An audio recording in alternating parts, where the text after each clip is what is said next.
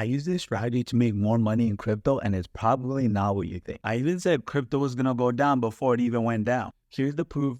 A week ago, I posted in my community saying, hey, the crypto market is looking bearish. When I made that post a week ago, Bitcoin was at $73,000 price range when I said it wasn't looking good, and it dropped down to over $11,000. This crypto strategy to help me make more money from this book. It's a little beat up. I read it a few times. It's called The Happiness Advantage, and it's not even a crypto strategy. Sean said in this book, if you want to make more money, then you have to spend more time with people that make more money. He said because your income, the amount of money you make, has a direct correlation with the 5 people you spend most of your time with. So once I started spending time with people that cared about investing, trading, and real estate, guess what? I started making more money investing, trading, and I started buying real estate. And we weren't even really meeting up a lot in person. 99% of it was right here through Zoom. So if you want to be a better crypto trader investor, connect with those that love crypto trading and investing.